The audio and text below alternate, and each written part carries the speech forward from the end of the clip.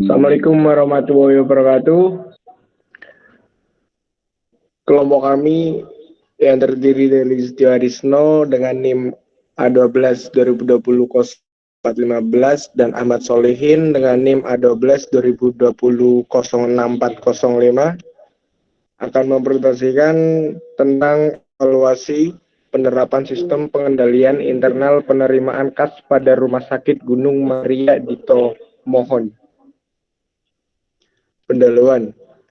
Kas merupakan aset yang paling lancar dan hampir setiap transaksi dipengaruhi oleh kas. Karena sifat kas yang liquid, maka mudah digelapkan, sehingga diperlukan pengendalian internal untuk mengelolanya.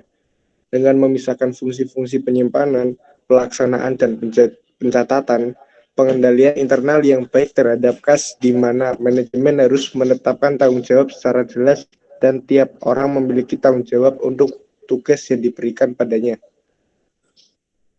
Tujuan penelitian. Penelitian ini dilakukan dengan tujuan untuk mengevaluasi penerapan sistem pengendalian internal penerimaan kas di Rumah Sakit Gunung Maria. Metode penelitian. Metode penelitian dengan jenis data yang digunakan dalam penelitian ini adalah data kualitatif, yaitu data yang disajikan dalam bentuk penjelasan mengenai objek yang teliti. Kemudian metode sumber data yang digunakan dalam penelitian ini adalah data primer dan data sekunder. Kemudian metode analisa data. Metode analisa data yang digunakan dalam penelitian ini adalah metode deskriptif, yaitu metode yang digunakan untuk menggambarkan atau menganalisa suatu hasil penelitian, tetapi tidak digunakan untuk membuat kesimpulan yang lebih luas. Kemudian metode teknik analisis data menurut Kuncoro 2009 mengatakan terdapat 3 jalur analisis data kualitatif, yaitu reduksi data, penyajian data, dan penarikan kesimpulan. Reduksi data adalah proses pemilihan, pemusatan perhatian, dan penyederhanaan, pengabstrakan, dan transformasi data kasar yang muncul dari catatan-catatan yang muncul di lapangan.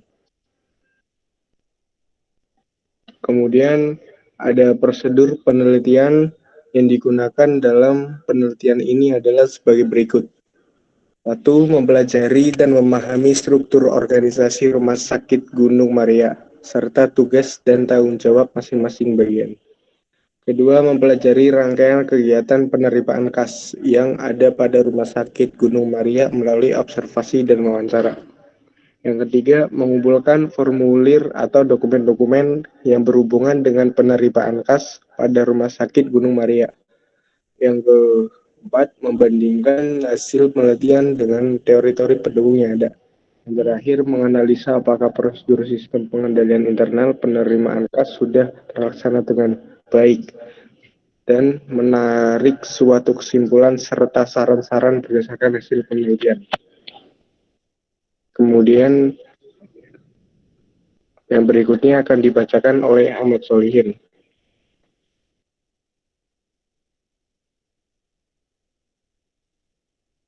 Saya akan membacakan hasil penelitian. Terdapat 5 hasil penelitian, yaitu 1.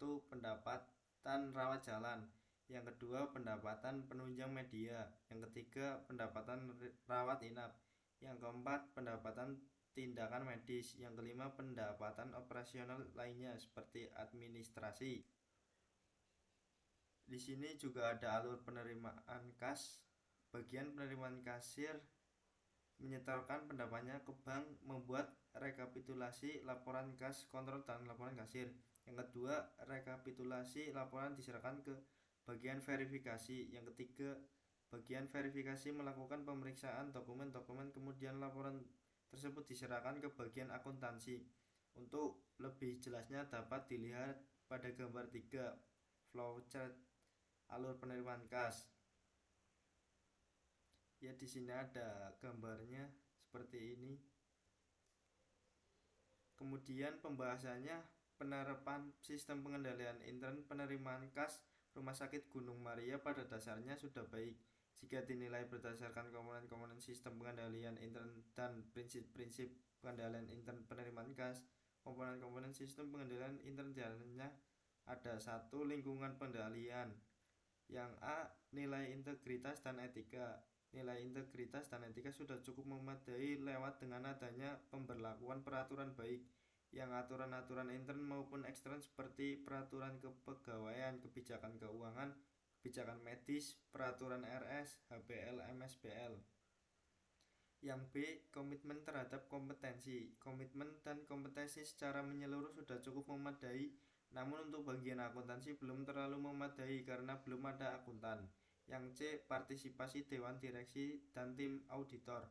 Partisipasi dewan direksi dalam mengawasi dan mengatur operasional rumah sakit sudah cukup memadai, namun masih ada kelemahan-kelemahan yang harus diperlihatkan oleh pihak rumah sakit, terutama tentang tim auditor karena hingga saat ini belum ada tim yang kompeten dalam hal ini, padahal mereka lah yang akan menilai baik buruknya sistem pengendalian yang diberlakukan dalam rumah sakit.